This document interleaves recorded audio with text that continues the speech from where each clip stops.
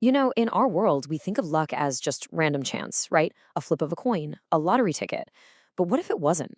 What if luck was something real, something tangible, something you could inherit, share, and something you could actually catch, like a disease? Well, today, we're diving deep into the epic Norse Volsunga saga to unpack that terrifying, fascinating idea of contagious luck. I mean, it sounds like some old superstition, doesn't it? Something you'd just dismiss. But in the ancient Norse worldview, the answer was a chilling and very definite yes. And to really understand why, we have to look at a concept so powerful it could build up heroes and so dangerous it could tear down entire kingdoms. Okay, so let's get right into it. The core concept here is Heminja, and you really need to forget everything you think you know about luck. This isn't about lucky charms or finding a four-leaf clover. In the Norse world, Heminja was a real, tangible force. Think of it like a spiritual momentum. Your family's honor, your personal success, all rolled into one. It could be passed down, it could be shared, and yeah, it could be poisoned. To really wrap your head around this, try thinking of Hamingya less as a personal trait and more like a spiritual ecosystem.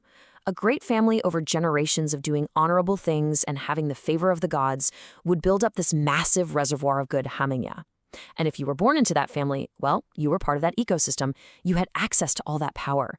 But just like any ecosystem, it's vulnerable. So what happens when that pool of luck gets contaminated? Well, that brings us to our main figure, the Valkyrie Brynhild. In this story of a spiritual disease, you can think of her as patient zero. She is the original source of a misfortune so deep, so profound, that it literally becomes a contagion, ready to spread to anyone who dares to get close. So what was her great crime? Her original sin, so to speak, was defying the All-Father, Odin himself. And for this, she wasn't just punished in some ordinary way. No, her very spirit was wounded. It was this deep, spiritual stain that severed her from the divine luck of the gods, leaving her spiritually fractured. And from that moment on, she was just fundamentally unlucky. And this slide right here, wow, it just shows you the sheer scale of that transformation. On the left, before Odin's wrath, she was a victory driver. I mean, a literal source of divine power, with incredible Hamingya.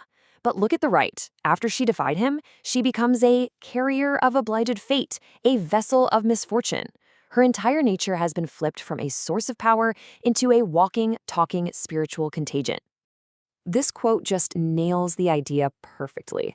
When Odin puts her into that enchanted sleep, surrounded by a wall of fire, she's not just some sleeping princess waiting for a hero. She is a carrier, incubating this bladed fate, just waiting to transfer the luck of the luckless to the one person who would dare to wake her and bind his fate to hers. And that, of course, brings us to the first point of transmission, the fateful moment when a hero of almost unimaginable fortune comes into direct contact with a woman of the most profound misfortune. The spark is about to jump. And here he is, Sigurd the Volsung. We're talking about the dragon slayer, the heir to a legendary family, a guy whose personal Hemingway is just completely off the charts. He is the absolute pinnacle of heroic fortune, and he is the one who rides through those magical flames to wake Brynhild from her cursed sleep. So how does a spiritual infection like this actually spread? Well, it happens in two absolutely critical ways. First, the oaths. See, in the Norse world, a sworn oath of love wasn't just words. It was an unbreakable spiritual contract that literally bound their fates and their Hemingjaw together. And second, the ring. They exchange Anvaranot, which is a cursed object that is itself a beacon of greed and ill luck. They've essentially used a cursed artifact to anchor their spirits together. And this union creates what the saga calls a magnificent absurdity. I mean, think about it. You have the ultimate hero, a man of supreme power and luck, who is now spiritually shackled to a woman of supreme misfortune. From this moment on, every single one of his great deeds, every victory, is going to be filtered through the tragic lens of her ultimate undoing. And here's the real kicker. Even Sigurd's immense fortune wasn't enough to cure her. Instead, his own luck was dimmed by the contact. It's like mixing a really bright light with a deep shadow. The shadow doesn't just vanish, the light just gets darker. They became this kind of dual sun, one providing the light of heroism, the other casting a shadow that was going to eventually consume the entire world of men. Their fates were now tragically and completely intertwined. But this infection, it doesn't stop with them. Like any powerful contagion, it's about to spread. The personal tragedy of two lovers is on the verge of becoming a dynastic catastrophe as the poison starts to seep into the heart of an entire royal family, the Burgundians. So this transmission happens through what's called a web of deceit, and it's basically a four-step process. First, Sigurd gets tricked with a magic potion and completely forgets his vows to Brynhild. Second, he uses his power to shapeshift into King Gunnar and rides through the flames again, winning Brynhild for the king. Third, Brynhild, thinking Gunnar is the hero, marries him. And fourth, with that one false vow, her wounded, contagious Hamminja is brought directly into the royal court, poisoning their collective fortune from the inside out. This is such a powerful metaphor, right? The Burgundians thought they were gaining the prestige of a Valkyrie bride. But their deception, their greed for her status, that was the very mechanism that allowed the contagion to infect them.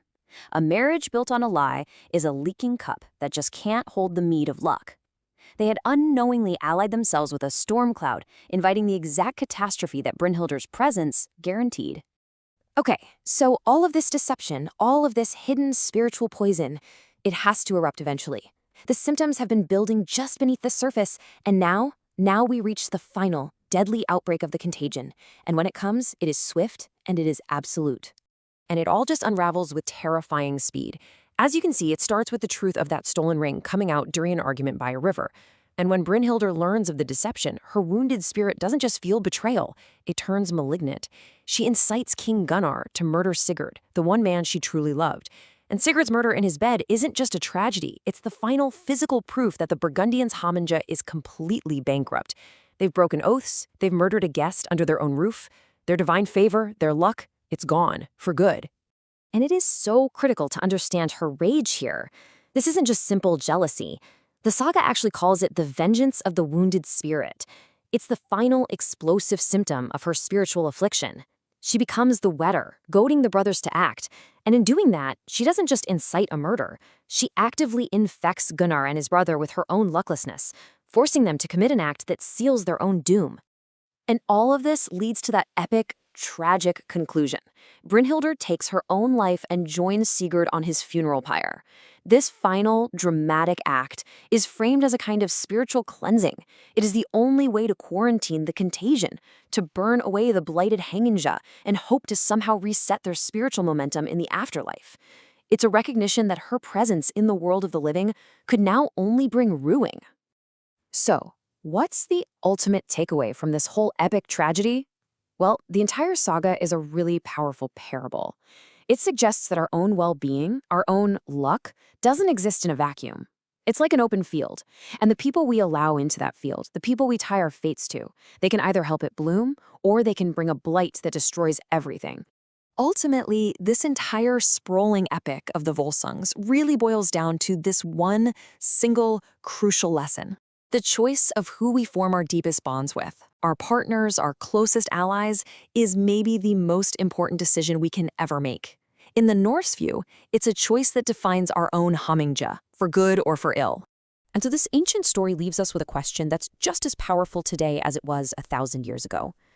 Just take a moment to think about the people you've tied your life to, your closest circle. Who are you binding your luck to? Thanks for watching.